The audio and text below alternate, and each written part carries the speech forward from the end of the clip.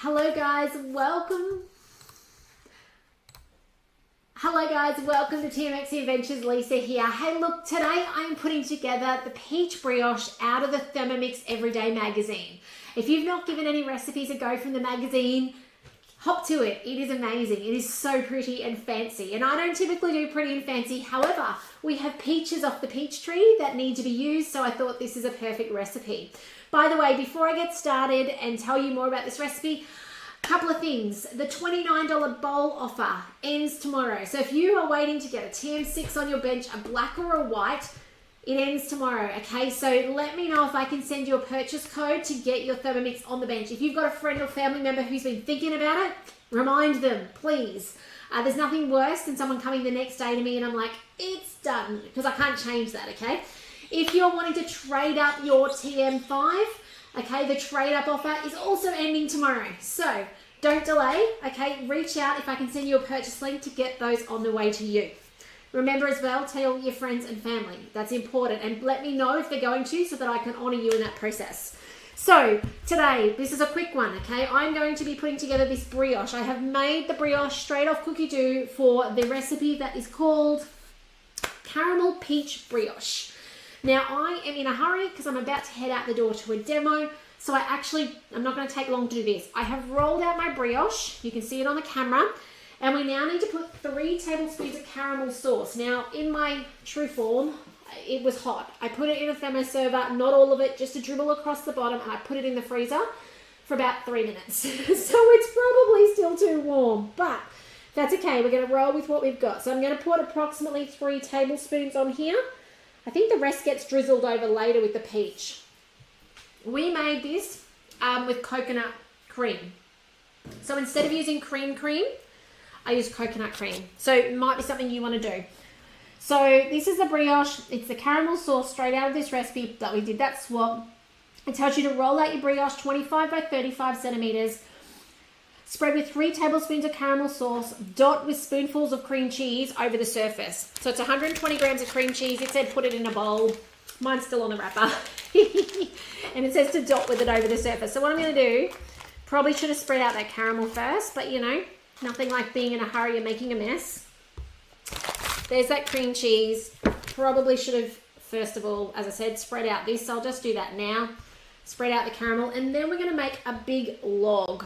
Okay, we're going to roll this up into a log. Make sure your surface is well floured. I've got the Thermo mat underneath. Okay, so that helps.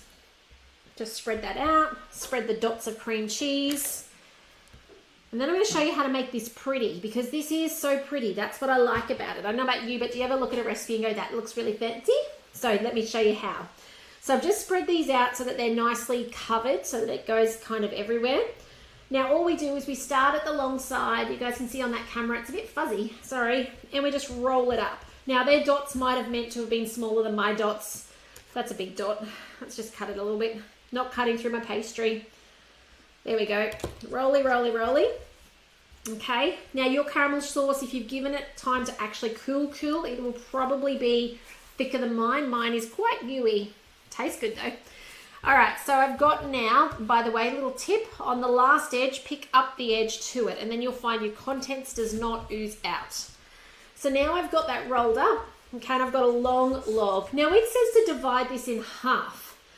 Got a little tip for you on that. If you divide it in half, and then you try and place them back together, it just doesn't work.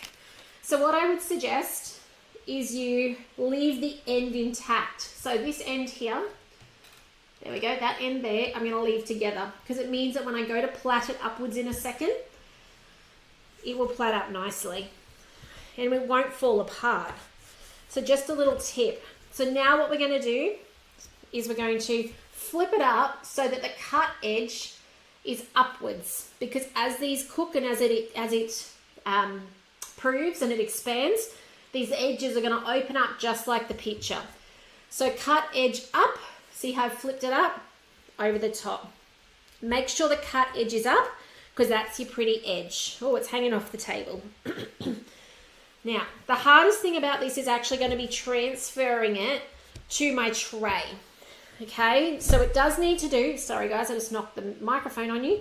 This does need to do another proof. Not a long proof, but it needs to proof for, let me have a look.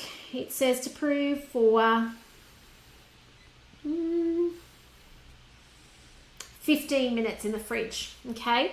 So this is going to need to sit aside, proof for 15 minutes, and we also need to put a small vessel in the middle to stop it proving inwards. There's something about 6.5 centimeters, 7 centimeters that will stop it growing inwards. It'll grow outwards instead.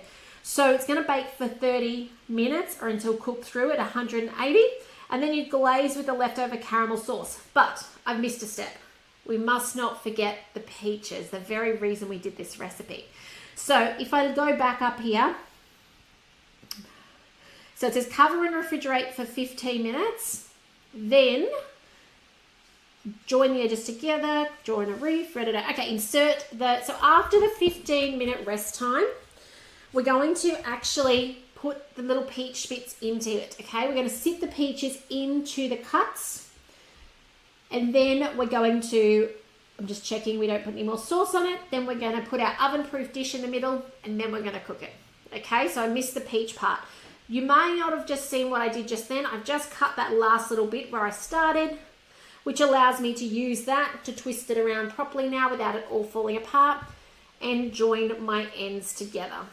Okay, so give it a good push. If you're having trouble with that, put a little bit of milk or water, and that'll allow you to join them together. Now you'll see at the moment they're a bit doughy still, they're a bit stuck together. Don't worry, as it expands, they will relax, they'll open up, and you'll have spaces to put your peaches in. So from here on, I'm going to lift this up very carefully, probably get one of the boys to help me, put it on a tray. It's going to go in the fridge for 15 minutes to prove. Okay, then it's going to have peach laid on top. It's going into a 180-degree oven for half an hour. After that half an hour, out of the oven, rest of the caramel syrup on top. By the way, it's a big batch of caramel syrup. It'll be lovely for having over ice cream later as well, if you've got leftovers. And then that's it. Enjoy. So I will share a photo of the final product. If you've ever been hesitant to do a fancy looking recipe because of the technique, let me know what it is, and I'll actually do a little video tutorial for you on it. But this is how easy it is. You can do so many recipes like this, particularly, well, breads, pastries, where you actually cut it and open it and it looks just so fancy, and all it was just knowing the technique. Let me know if I can help you with anything regarding your Thermomix.